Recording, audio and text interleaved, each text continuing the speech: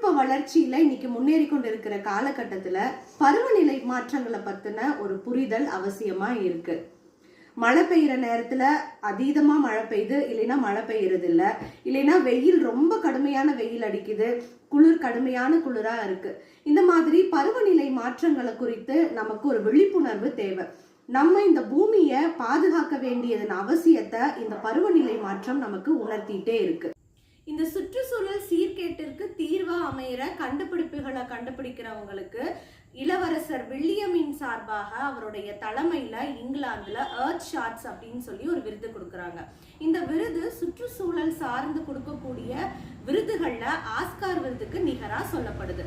நம்முடைய தமிழ்நாட்டை சேர்ந்த திருவண்ணாமலையில இருக்கக்கூடிய ஒரு பள்ளி மாணவி இந்த விருதுக்கு தேர்வாயிருக்காங்க. இன்றைக்கு நம்மளுடைய பெண் ஆளுமைகள்ல அவங்க தான் அலங்கரிக்க காத்திருக்காங்க.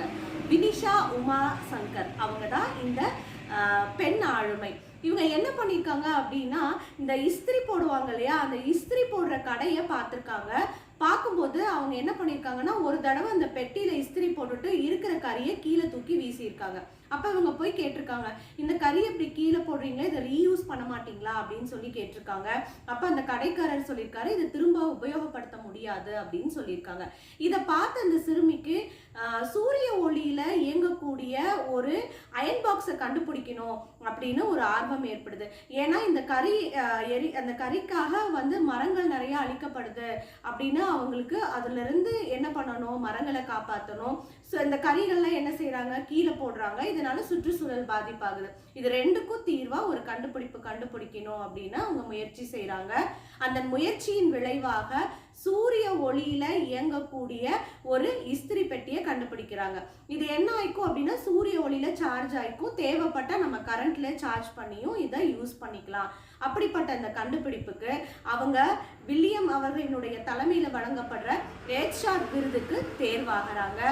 விருதோட சேர்த்து 1 மில்லியன் பவுண்ட் பரிசு தொகை இந்த விருதுக்கு கொடுக்குறாங்க. ஆனால் நூலிழையில இந்த விருதை அவங்க தவற விடுறாங்க. 2021ஆம் ஆண்டு ஸ்காட்லாண்டில் நடக்கிற பருவநிலை மாநாட்டில் பேசக்கூடிய ஒரு மிகப்பெரிய வாய்ப்பு இந்த பொண்ணுக்கு கிடைக்குது. வெறும் இந்த இஸ்திரி பெட்டி மட்டும் இல்லை, தானியங்கி மின்விசிறியும் இந்த பொண்ணு கண்டுபிடிச்சிருக்காங்க. இன்னும் நிறைய கண்டுபிடிப்புகள் கண்டுபிடிக்கிறதுக்கான முயற்சியில் ஈடுபட்டு இருக்கிறதா அவங்க சொல்றாங்க.